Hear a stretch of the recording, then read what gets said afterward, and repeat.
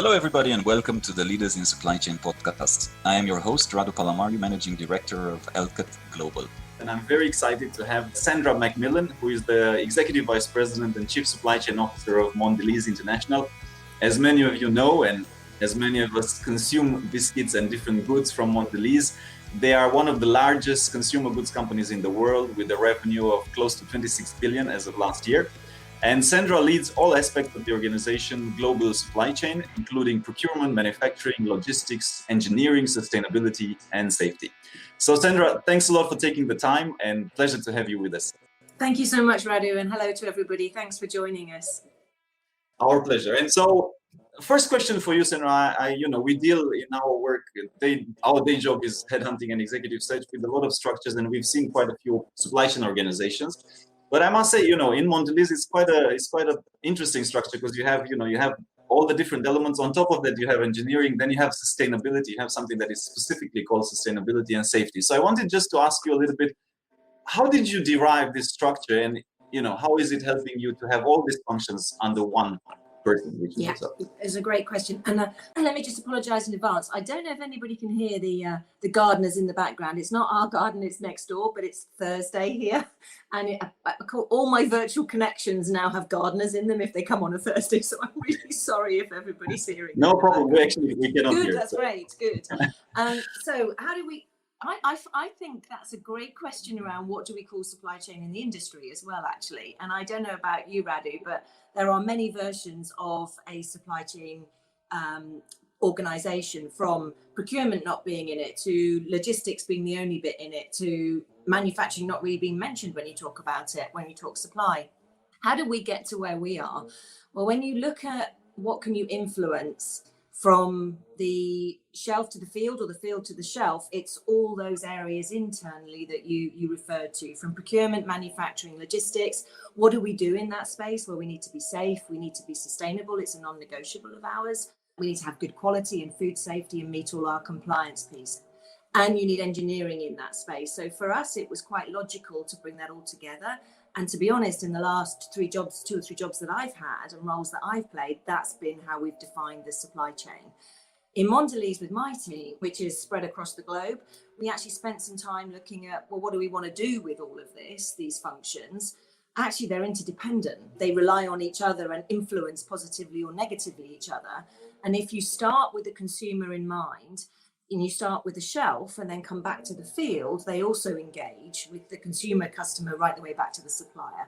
So you've really got in your hands the ingredients that, if connected together and measured together and delivering together, can make a huge difference for the business overall.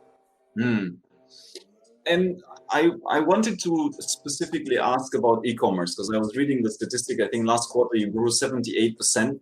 Yeah. On that channel compared to last year's quarter. Quite a low base. Let me just say, it was quite a low base. Okay, I didn't check the base, but still, I think also overall just e-commerce has boomed, given that most of us are stuck, or have been stuck now. Some people are back stuck, depending on which. In Europe, there's quite a few. Tell us a little bit about the growth in e-commerce. How do you see the channel developing? Also, how did you change or adapt your supply chain to best fit that particular way of selling to customers? Well, actually, for us, e-commerce, a lot of CPGs are the same, I think, actually, when I talk to a lot of my peers around industry. But e-commerce has been very much a focus for us in Mondelēz anyway. So it is naturally one of the channels that our consumers are moving into, and our customers as well, if you look at some of the customer base that we have. So we haven't really adapted what we've done at all. We've seen more focus on it and more volume going through that channel, which actually allows us to explore what do we need to do uniquely as we move forward through the crisis of COVID, but just naturally as an evolution of a business. What do we need to do, particularly in like e-packs, the kind of packaging that we need to think about and the way that we supply it to our consumers and customers, but ultimately the consumer in that channel. So it starts to educate you more on learning what we need to be ready for as we move forward. So it's not new for us, but it is a shift in terms of the weight that we put on it in our business, and actually has given us a really good opportunity to say, well, what else do we need to do here now that it's growing? So it's actually very exciting. And my team in the logistics group, CS&L team, so customer service and logistics team, we're working with the businesses and with the strategy team who are looking in Mondelēz at what do we need to do to get ahead of the game here. So some good, powerful conversations around how do we capitalize on what's happening actually. Mm-hmm. And sustainability is a big topic. You have it as a separate field. So I'd like to also, and it's something that we should all look into it because, we only have one planet. And also there's been a lot of good initiatives. And I love the fact that a lot of CPGs companies have come together and are collaborating into stuff like sustainable packaging, recyclable packaging and all of that. So maybe share with us a little bit in terms of what are some of the initiatives that you're taking at Mondelēz. Yeah, with pleasure. So I talked to you a bit about this shelf to field concept. We actually have a vision in supply chain for Mondelēz of doing it right from shelf to field. We deliberately start at the shelf and come back because that's the piece that matters and educates us. And we know our consumers and our customers and our employees and just people in general are much more focused on sustainability. So with that context, we've also built out some work streams that we're focusing on underneath strategies of what do we want to, we have the traditional ones of the cost and the cash and what we do, but we also have around service. We have in terms of looking at quality and as we move forward in that, and we have some non-negotiables. And the non-negotiable element for us really is around the food safety, the people and asset safety, and very importantly, sustainability itself. Because if you look at how we define the supply chain from the field right back to the or from the field to the shelf and the shelf to the field, we have so many opportunities to be able to positively or impact or negatively impact through emissions, through water usage, through waste.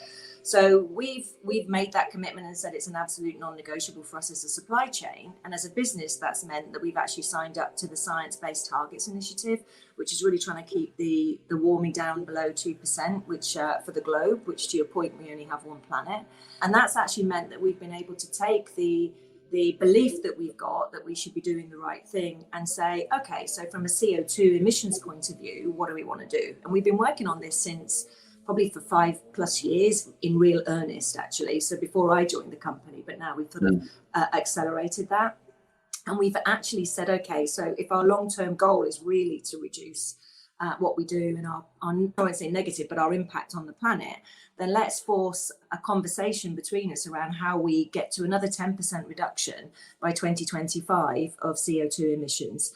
And we actually set ourselves a challenge based on 2013 numbers to reduce by 15% by 2019, 2020, and we exceeded that goal. We're now on track and actually even in the first year looking at exceeding our goal of a further 10% CO2 emission by 2025. Where water is, we've also got another goal there on water, which when we could travel the globe, you would know that there's a lot of stress around water-stressed areas. So particularly in water-stressed areas where we are operating, because we're a global footprint and network, how do we also make sure that we reduce versus 2018 base 10% use of our water? And in some places, how do we get to a place where we become self-sufficient in that? And then the final area that we've got there is we're a food company, we make food. How do we reduce by 10% at least by 2025 in line with these initiatives and targets, the waste that we generate through the production of food? Because that in itself, that ties in very nicely with some of the other strategies around, being better at what we do, quality, and also the service level, because all together they can help us to reduce the waste. So we're very serious about it from the supply chain side. Clearly, if you listen about Mondelēz, we have our Chief Impact Officer who talks about some of the work that we're doing bigger than wider than that goes across the whole corporation. But the supply chain, it's part of our foundation for us. And talking a little bit about the last couple of months, nine, something. It feels like 10 years, doesn't it? 10 years ago, yeah. And I've listened to some of your recent interviews, and I think there's been a couple of initiatives that most companies took in their supply chains, like reducing SKUs, like rationalizing production, like obviously focusing on the highest selling items versus all the plethora that they had.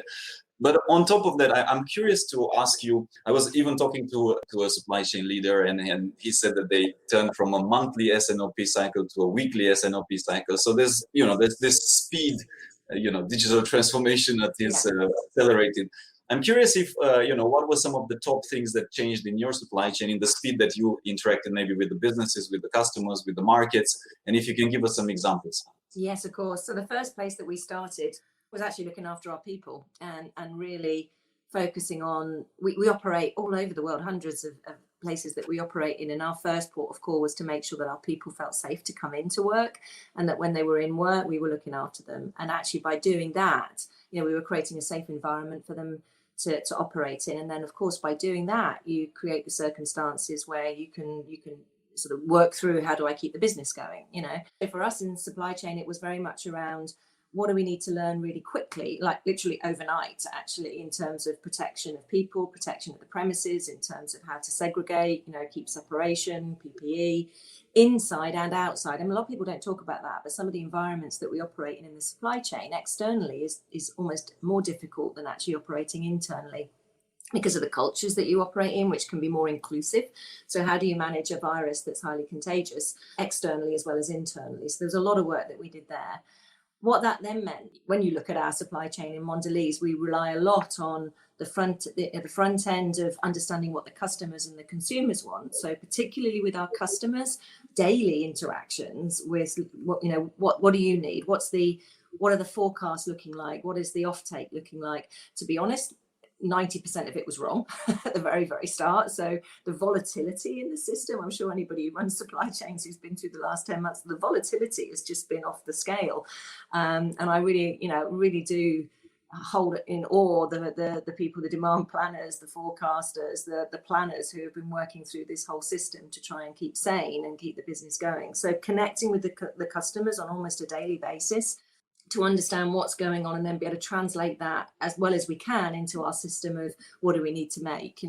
We've very quickly turned production around in terms of making what we need, which means, is in some cases, changing how we operate assets to be able to do that in our business, because you'll have seen, to your point about people coming back to our consumers, coming back to foods that they trust, and there's a comfort piece, and there's a comfort in the knowledge that you trust this brand. We've seen a huge increase in particularly in biscuit and a little bit in chocolate and in cheese, actually, really Philadelphia cheese as well. It just went off the scale. So we managed to sort of try and bring that into play. And the other end of it, our suppliers have been amazing, absolutely amazing, because if you think of what we're going through, they're going through the same. And actually a lot of them have joined us in some of those places that are not so easy to operate in. So, there have been times in Malaysia and the Philippines where the government's just said everything is down, and we're going to protect our environment. So we've working with them and pulling them under the umbrella of Mondelēz to be part of us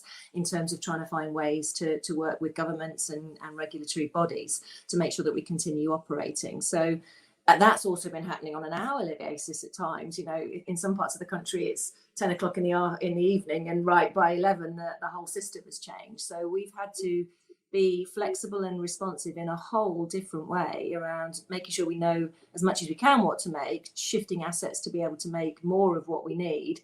And in some places saying, well, we don't need this for now, so let's not make it. And the responsiveness right the way from our suppliers through our people in Mondelēz has just been inspiring. If you think it's been going on this long, it's just been inspiring. The other thing we've been doing, which has been really interesting and has taught us a lot as well, is how do we keep people coming to the factories and the distribution centres and the systems. And we've had to look at transportation in a different way. We've had to look at hotels in a different way for people to be able to get there to protect them. And that wasn't really what was on my plan on January the 1st, 2020. So it's been an exciting and educational year. I'm not sure I want a year like it ever again, but it's been really, I've been so proud at how we've sort of turned around on a penny to be able to keep this going. So to all those of you in supply chain out there, just really well done, because it's really hard, I know. So, yeah. No, I mean, for a fact, I think all of the supply chain professionals out there, in Mondelēz, in all the companies, I think it's been a tremendously difficult, but at the same time, learning and fulfilling journey. We are getting a lot of comments from people. Daniel's good ones. I can't see them. Yeah, Daniel's saying that he exceeded the cheese consumption as well in his family, so he apologizes. I think it's because of his family's consumption that your demand. Okay, keep going. It's all right. I mean, I know that I in our family we had an issue with biscuits and chocolate overconsumption, but such is life. I guess what I want to also, and we're getting a few questions, and I'll get to them, and I want to encourage people to keep posting. I'm seeing it, but I wanted to also ask you about customer centricity and. How do you measure it? You've spoken about that in a few interviews. What are some of the metrics, tools, processes that you use in order to get it accurate and make sure that you're responding fast to what your customers want? Yeah, well, I would not. Let me start with, we're not perfect in that space yet by a long way, and we started our journey in Mondelēz in this one. We have a wonderful dynamic. When Dirk, our CEO, came in about 2-3 years ago now, I think, he took a wonderful organization in a different direction to talk about being local but not only. So really putting the business units on the map, which is, because sometimes you can drive corporations from the global center. I've actually operated in 3 organizations, and every one has been a matrix, which means there's a role for the local but not only, and but not only is what power can you and scale can you bring by connecting the two. That's meant by really focusing in on our BUs and being local, we've got closer to our consumers and our customers and understanding what do they want from local brands versus the big global brands, so Lou versus Oreo. How does that play through in Europe, where both are really important? From a supply chain point of view, this point that I was making about why are we here that we've defined, which is, doing it right from shelf to field. Just by putting the shelf first before the field, we start focusing on what are the signals and what's the data, the credible data that we can get from the shelf.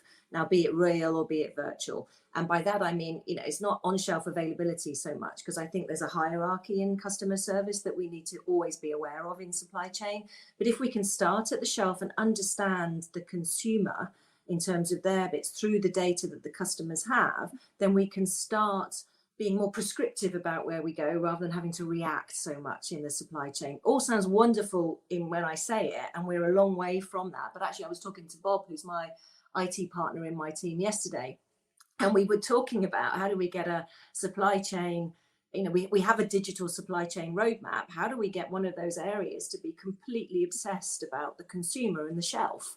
How do we get that data to be clear? And I think the more we focus on taking out interpretation from others and focus on it within the supply chain and actually focus on what is the shelf telling me, the more I can stream that into my system to then all the way back to my suppliers, get what the consumer and the customer needs when they want it. So that's the overall thinking around it. When I look at what are we doing and how are we measuring it, then yes, of course, on time and in full through the customer lens is really important. However, measuring the supplier on their on time and in full and measuring the manufacturing organization on compliance to schedule is also really important. Efficiency is massive, yes, in terms of making sure we do what we do well. But if we don't do it at the right time in the right format, then the consumer doesn't get or the customer doesn't actually get what they want in that space. So we've also set up work streams and metrics that are interdependent across the supply chain that result in us getting to a place of, does the customer get it on time and in full, and actually, or however they measure it. So what's the customer's metric as well? And then how do we want to measure ourselves internally? And then how far and how close can we get to the shelf to then take out the interpretation so it's real credible data that we're working on? So that's what I mean by a consumer-centric supply chain. We end up using our IQ on the data and our EQ on the empathy of what, understanding really, let's get a bit marketing about this. Let's not scare marketing by going in there, but let's broaden our role as leaders and operators in a business to really understand who we're connecting with, because that's who we're making this for. Mm-hmm. One of the questions that we're getting is, what's keeping you up at night looking into 2021? What are some of the key challenges that you foresee and, areas? Yeah, so I was talking to somebody else about, someone said to me, oh yeah, well, so, now that we're through COVID, and I don't know if it's keeping me up at night because it's just part of what we do now, but I don't think we're through COVID by a long way. I think there's a long space to go into 2021. And I don't think the 31st of December at midnight going to the 1st of January at, 1 minute past midnight is going to make much difference. So I think I know that within that, then what I think about and trying to work through, and I don't think it's an easy answer, is how do we keep going in this space? How do people keep going in this space? Because the assets can do what they need to do, and we'll all be in lockdown or not, and we'll be doing what we would need to do. But the amazing work that we've done so far since March, with our people and through our people, how do we keep managing that so we don't all get exhausted with it? Because it's not going to go away in the short term. And can we evolve our, as we come through learning what COVID is, and we come through learning how we can test for it and wait for vaccines and stuff, how can we bring some of that into our space to be able to make it easier for people as well to just be able to breathe out? Because it's been a really intense year, and if half of next year is like that, my biggest intellectual gymnastics is around how do we keep everybody okay, in terms of energy and everything else, because we're asking a lot everywhere in the world, not even just within the supply chain. And I think that's the bigger deal.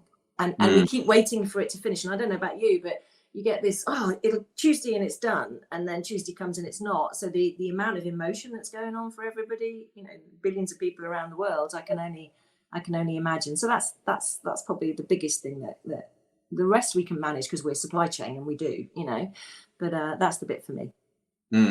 No, thanks for the candor. And I think most of us are in the same situation.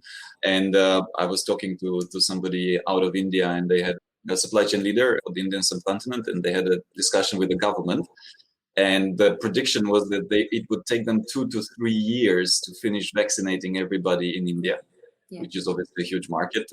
Different markets have different cold chain capabilities. I think it's pretty safe to assume, we're optimistically 12 months. If by the end of 2021 we might have pockets, right? Certain countries better than others, but this is not going to go away. It's not, and that's okay if we can manage it we can't keep managing it full on. So I think my responsibility and accountability to my teams is to make sure that we find a way through to alleviate some of and we've come a long way. Gosh, if I think of when we started, March, April, May to September, October, now there's a cadence around it, but we've still got more to do. And if we take our eye off the ball on that one, I don't think we're not being the responsible leaders that we need to be in this space.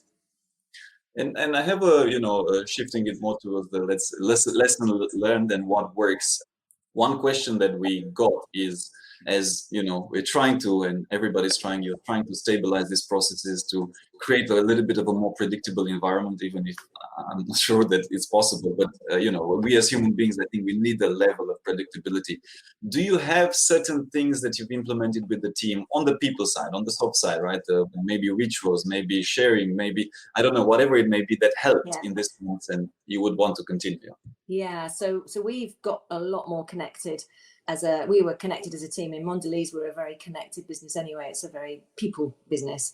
But we've gone, if you think of my team is everywhere. So a bit like, in fact, one of my vice presidents who runs the supply chain for EMEA is in Singapore, probably not far away from you, actually, Radu. So you go from Singapore right the way through to Latin America.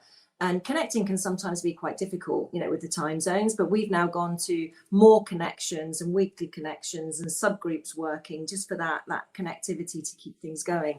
And at one point we weren't in that space because we could physically meet versus, so it's almost felt like it was a moment that you were waiting for to physically meet. Now we don't wait, and we're just working and connecting and talking all the time.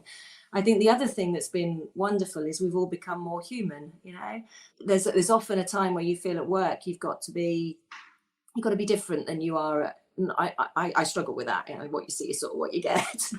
You can get into a space where you think you don't need to share as much of who you are. But if in the world today, I think business is human. So actually, one of the things that's been wonderful is that people have shared more about what they think and where they are. And we've even had some really, the world is going through a lot of learning around racism and moving from being, against racism to being an anti-racist. And we've had some amazing virtual conversations with the whole team around really deep, tough conversation, just subject matter around what do we want to do differently about it and how can we operate in that space. So we've shifted from maybe using virtual as let's have a quick chat to, okay, we can have a really deep conversation here and still move forward. So more frequency, more human, just putting it out there and talking about it. And it sort of gives you the discipline of also making sure that you respect everybody's on the call. So that's definitely changed. And I think that's been wonderful, because two of my team are head of procurement, Quentin, and head of CS&L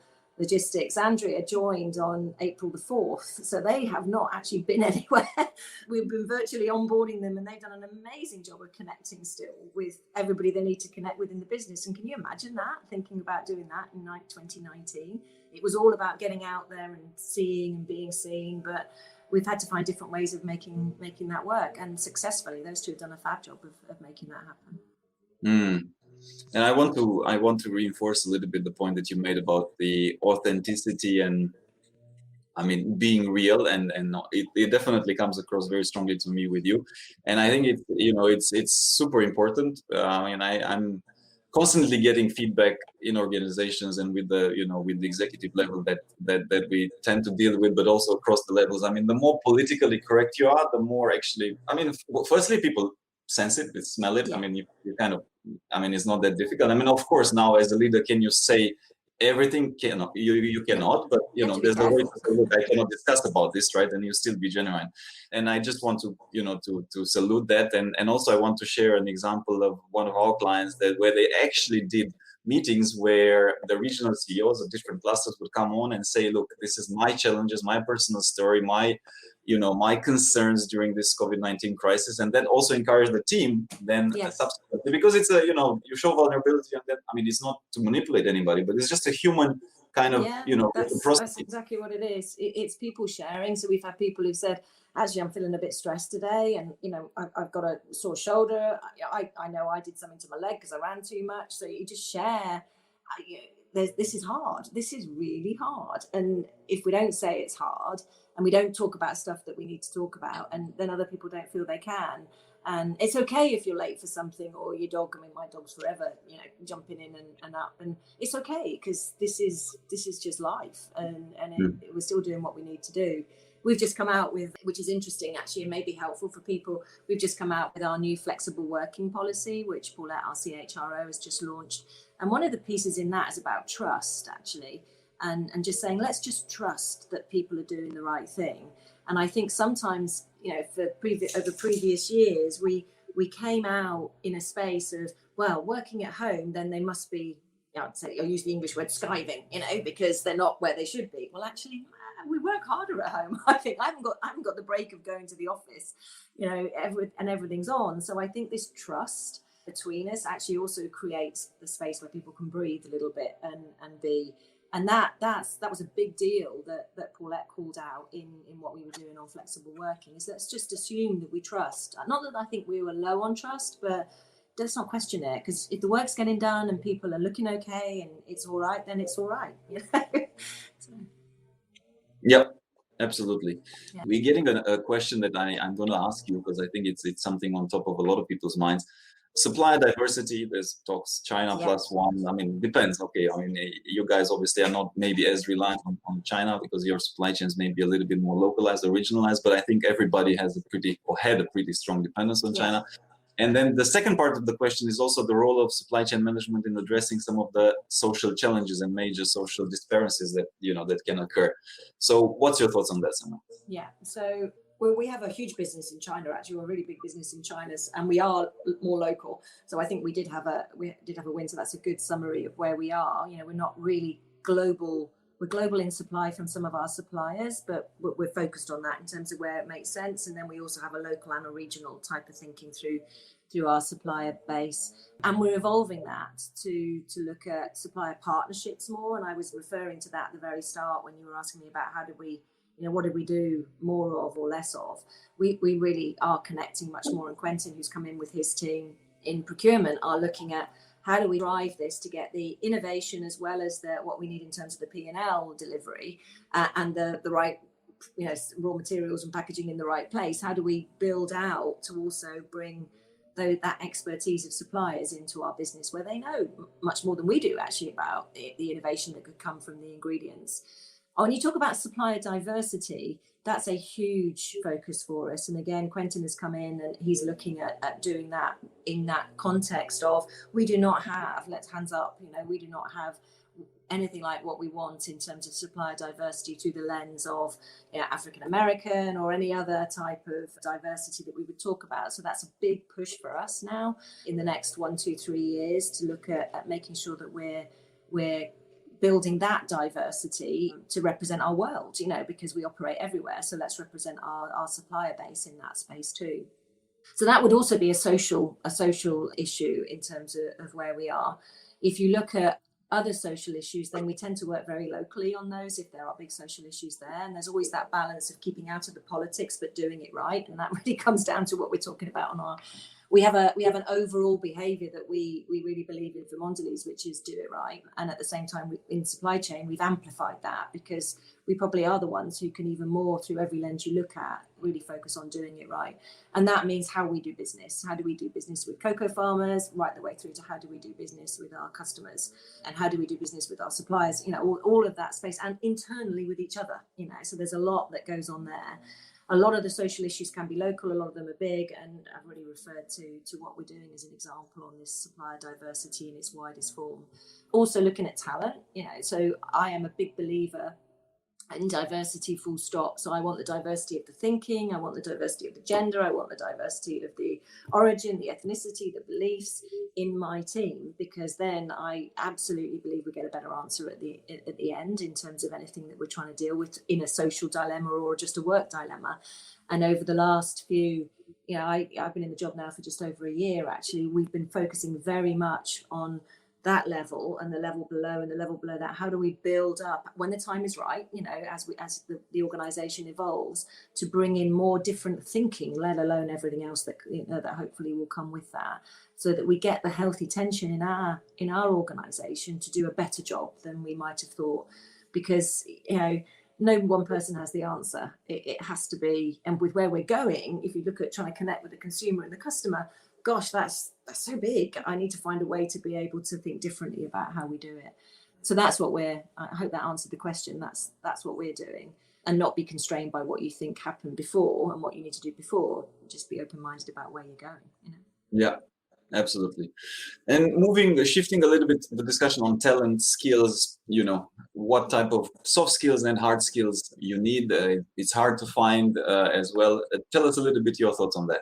Yeah, so I am a massive believer in the role of IQ and EQ. And I think we've talked a little bit with empathy for the consumer and the customer.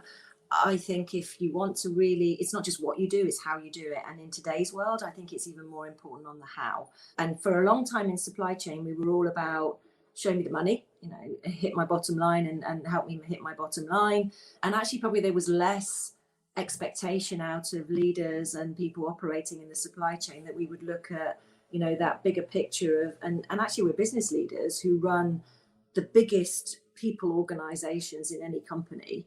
Therefore, the influence we can have if we look at how we do it and how we engage people and how we recognize people, not even just reward, but recognize people, that's massive for us. So moving forward and looking at what do I think we need? I think we need more and more to embrace the how and the EQ, the emotional intelligence of who we are, because we've already proven that we can do so much intellectually. We've got the right people in the right jobs in most places to be able to connect things and drive our world more efficiently, and all those kind of things. But if we really want to be ahead of the game on the shelf for our customers and our consumers, we need to understand them, and that requires a different muscle, more in the learning, the curious, the empathy with them, because we're customers and consumers anyway, really. How do we bring our own experience to play in the softer side of things on how we do it, and how do we keep our people engaged and feeling valued, which then of course everybody then delivers so much more than you would want anyway. So I am a huge believer, and I think the time is now more than any that I felt, because I've always been in that space, and sometimes people have looked at me with like two heads going, what do you mean you're talking about this is important? And I'm going, but I really believe that how we do things and how we care about people and how that is in our place where we're half the size of Mondelēz. That has to be the answer of how you make the difference. It has to be to that, because it's so important. So that's what I think is we'll have all the technology in the world. We'll be looking at the AI. Of course, we're on that track anyway. Having the credible data, we will get there through IT and through those connections. If we don't have the right people, feeling the right connections with what they're doing and understanding where we're going, then, you know, it'll be great, but it might not be as great as it could be, you know. No, and to your point, I wanted to share an example. We worked on a role as a product head for a technology platform, an application which has thousands of millions of users. And the funny part about the brief was that the most important criteria was common sense. They said, okay, we need somebody with common sense. You need somebody that understands. I don't need a geek. I don't need an expert even in product necessarily. You know, the best one that I hired, you know, the hiring man was telling me, the CEO was telling me, like, it was a combination of psychology and sales, and she did some project management, and, you know, this kind of. But it's common sense. It's common sense, but common sense is not that common, and it's very difficult to kind of put a finger, okay, this is, but that kind of skill. And, you know, I think to the credit of a lot of supply chain professionals, they are practical. They tend to be practical in nature, but a lot of times it's also it's fluffy. Don't give me the EQ. Don't give me the, you know, touchy-feely type of, but ultimately we're human, right? So if you don't take care of that, then, I mean, your staff won't be motivated. Your teams won't come together, or they won't, you know, understand what you're doing. So then you'll fail. I'm glad that you made that point so strongly. And actually, for me, if I look at where the journey that we're on, this local but not only journey that we're on in Mondelēz, if we're not wider, more holistic in supply chain, we won't make that connectivity with our business units that need us to deliver in a certain way. And that's about common sense and emotion. It's less about, you know, you translate that into a practical approach. So I think, you know, internally it makes a big difference if you can connect with what they're trying to do and understand it, versus say, just how much of this do you want? You know, that's not where we are anymore. We've moved on because we are using AI, we are using data more. We are more cognizant of the simpler way of doing things through technology. The added value, the make the difference, I think, is really in the, you know, to your point, the common sense, but also what do we do with our people, and how do we release that potential energy that's there? Final question from me, Sandra. What would be some career advice, right? We have a lot of people, younger, older, but what would be some of the tips that you say, looking back on your career, a successful, very successful career, that helped you the most? Yeah, thank you for that. I keep going, well, at least I'm still here. So I guess that's a good success. The biggest piece of advice I can give you, if I look back, I was very lucky to marry an amazing man who decided to follow. That's not what I'm suggesting, is to marry an amazing man, because I found him. But, well, it's a good idea. Also. But you can. I hope my wife feels the same. I don't know. I married a man who was happy to say, okay, I'll look after, you know, the family, my son Jack, and we'll go off and we'll have an adventure. And I think the biggest piece of advice I can give anyone, and okay, that sounds a bit hollow at the moment with COVID going on, but it will pass, you know, is everything you do, see it as an adventure. And we lived in countries and operated in, and I remember being scared every time I walked into a new job. It just felt so big and it was scary. You know, we moved from the UK to the Czech Republic. Gosh, you know, I remember my mother saying to me, how could you leave England? You know, so, and you go, wow, this is amazing. What a great adventure. And then we were moved to Russia. And that was a bit like, we had a baby Jack was 10 months old. Gosh, well, okay, there's a bit of a complexity here because we don't really know, but wow, what an adventure, rather than a risk, because, you know, you need to place your protective bubble around what you do for you and your family. Absolutely. But if your family are up for it, then taking as many adventures as you can with a company that will give you those adventures, I have found amazing. I would not be, you know, who I am today if I hadn't done that. And actually the respect I have for culture and people, and the interest and curiosity that I have for what makes people tick and how things work in countries. And, you know, even when things really annoy me, I can go, yeah, okay, I get why that happens. I think that would be the biggest piece, I would say, because if you've got the wherewithal with, you know, running, you know, understanding what a supply chain is, and you can do it well, you'll move through that. That's okay. That's what we do. But the biggest piece is the experience. And in today's world, a lot of people are saying, you know, they want to stay where they are because it can be a bit scary. I think it was just as scary, heaven knows how many years ago when we first did it. But it's that network, or that you know, making that choice to give it a go. and make the call when it doesn't. You know, we've actually made a call in places where this just doesn't fit for us. So we need to say, no, now's the time to go. But that would be my look at things as an adventure, not a risk, but a calculated adventure, if you like, around making sure that you and your family are safe and that you're getting what you want out of, you know, for you first, if that helps. That would be the biggest piece, I think, that when I look back and go, wow, this has been so cool. Wouldn't miss it for the world. Yeah, exactly, and it definitely served you well. And it's also something that we see consistently in terms of search assignments, as well as in general in successful careers to global level in supply chain. You need to have that international exposure and different markets and that openness of perspectives and cultures and understanding, because otherwise it's just it just doesn't work, even at the regional level, to be honest. I mean, you need to have it. So. And if I may, Radu, if there are any women listening, I think that the other piece for me, and I was late to it, you know, believe in you, you know, work through what's stopping you, believe in you if you don't believe in you, and own it, you know. And I know that I had as I was going through my career, I kept waiting to be found out about how rubbish I was, you know. Someone's going to tell me and someone's going to find me out, you know. And I did a bit of work on me, just saying, well, why do I feel like that, you know, because nobody else can fix it for you. And even now, I remember my first day in Mondelēz and I was like, oh no, I can't do this, you know. And that's good, because that motivates you to think differently. But you know, you are where you are because you can, and because someone sees that. So at least if you believe it in the humble whatever way that you do, then you can bring more of yourself. So just women in particular, but also it's not just women, I know, but men too. If we're here because we can, be humble enough to keep learning, but believe in you, because that can be the biggest stopper, and work out why you don't, if you don't, and then own it, because it's all about you. No, very beautifully said. And I think we all suffer from, I think it's called imposter syndrome in a more technical way, but we all have our insecurities, and I've had long discussions. It tends to be more prevalent in women than in men, for sure. And definitely, big thanks for bringing that up. And I think you will definitely have inspired some people today. So with that being said, Sandra, I want to thank you for your time. Very open and sincere sharing. It's been a pleasure. We've gotten a lot of great comments, so I'll let you read it later. Stay healthy. You know, keep rocking the supply chain. Keep making the Oreos. Keep making, that's very important. Make even more Oreos and cheese, as you can tell. Yes, exactly, cheese. No, thank you, Radu. I really appreciate it. Great conversation. Thank you. Nice to connect with you. Thanks. Our pleasure. Thank you for listening to our podcast. If you liked what you heard, be sure to go to www.elcotglobal.com and click the podcast button for all the show notes of the interview. Also, subscribe to our mailing list to get our latest updates first. If you're listening through a streaming platform like iTunes, Spotify, or Stitcher, we would appreciate a kind review. 5-star works best to keep us going and our production team happy. And of course, share it with your friends. I'm most active on LinkedIn, so do feel free to follow me. And if you have any suggestions on what to do and who to invite next, don't hesitate to drop me a note.